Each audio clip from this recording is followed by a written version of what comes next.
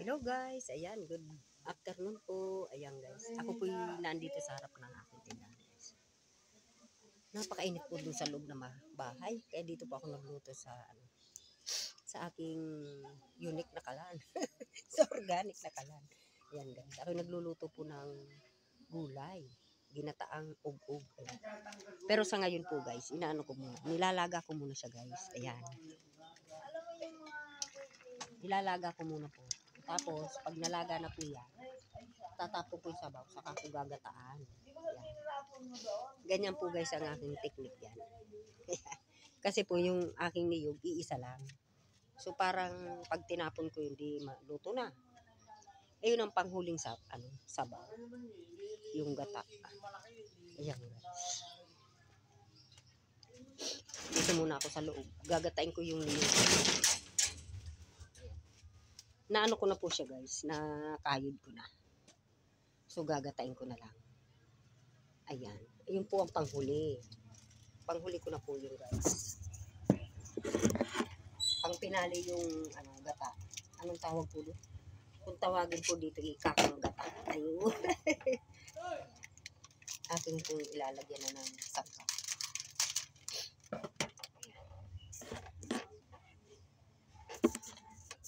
Ayan guys. Tayo po nagugulay ng ug-ug.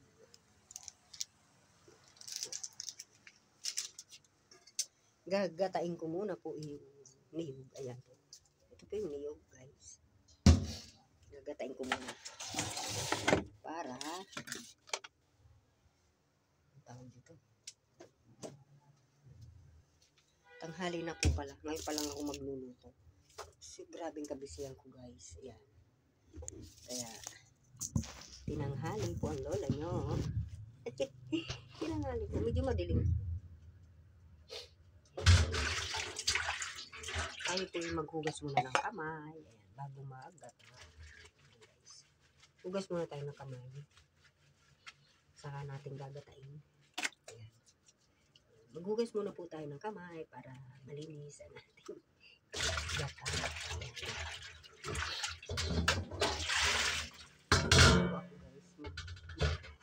Hugasan ng mabuti ang kamay.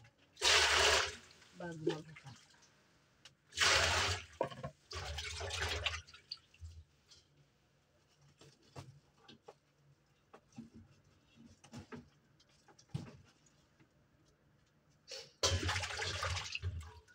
Ano ba yung aking lalagyan? May lalagyan po ako dito.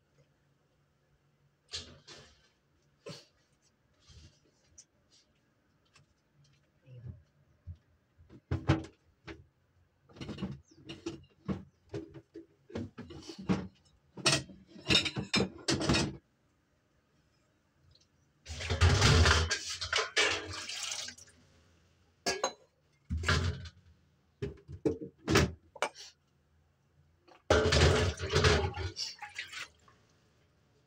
Okay.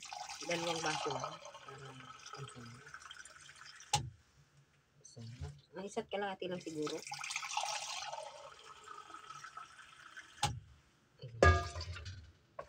Yan na po ang gagatay natin. Tayo po'y maggata ng niyog.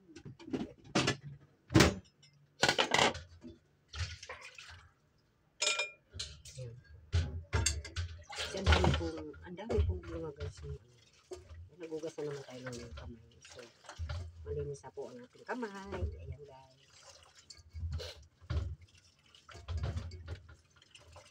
Pag malambot na po yung kamansi, yung gulay, ito na pang huling sabaw ko. Para magata. Ayan guys. Kayo po ba guys, ganyan din magluto? Okay. Kulang po yung niyog. Mas masarap po ito kung mga 3 niyog. Dalawa.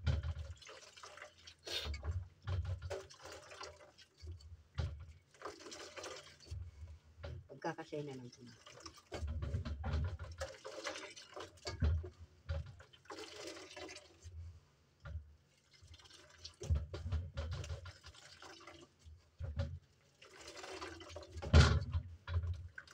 Nakakapagod lang po pagka nagagata. Dahil yung proseso. kakayod ka, tapos ito, pipigain mo. Diba? Nakakapagod mo magata, kaya minsan ako tinatamad magata ng ulan.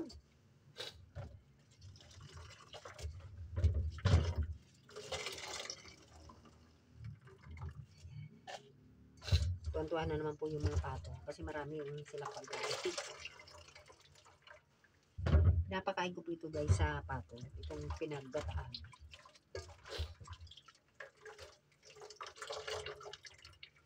Ayan, binagataan tayo. Ating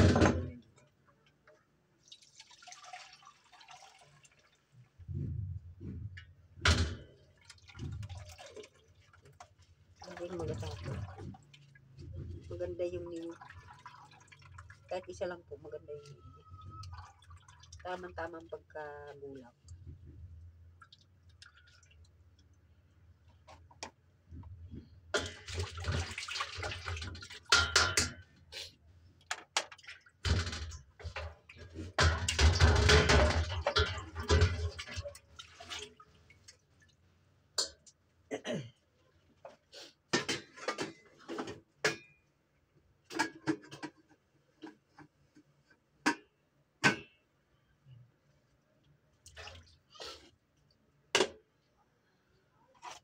Gayatin yung sibuyas. Lagay na natin yung sibuyas guys.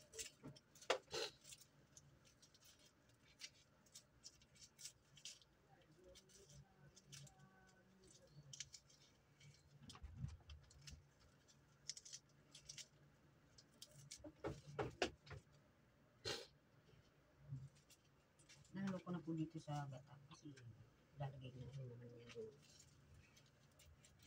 Para madaling pag nahihulog nyo doon, nandun na yung sangkap.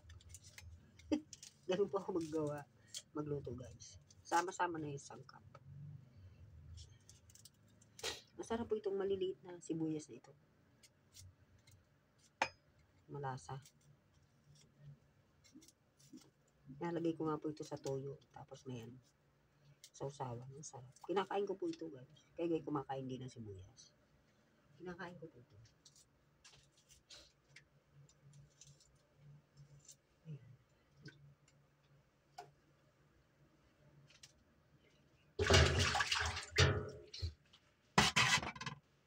Guys, tanggalin natin ang ating kalat para malinis ang lababo.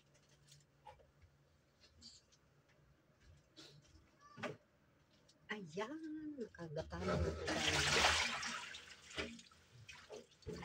Lalagay na lang natin.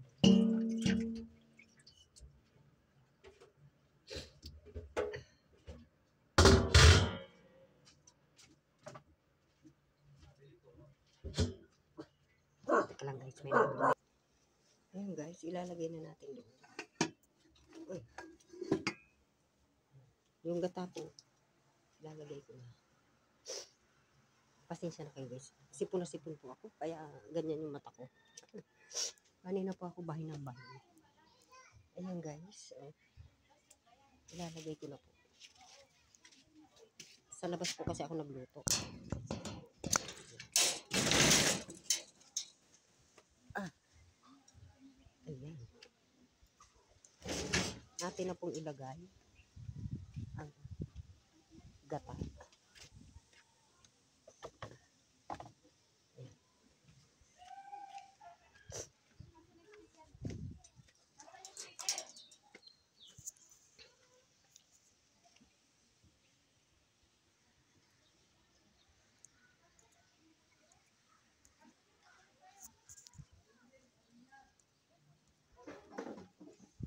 Ayan guys, atin ang ilagay. Malambot na kaya ito mama? Ayan guys. Wala pa na, hindi ako nagsaing. Ako nagsaing, hindi ako nagsaing ng umaga. Ay tanghalian. Yung umaga hanggang tanghalian. Buti yan si Bak meron. Wala, tingnan natin mamaya eh. Ayan guys. Kaanin ko muna yun.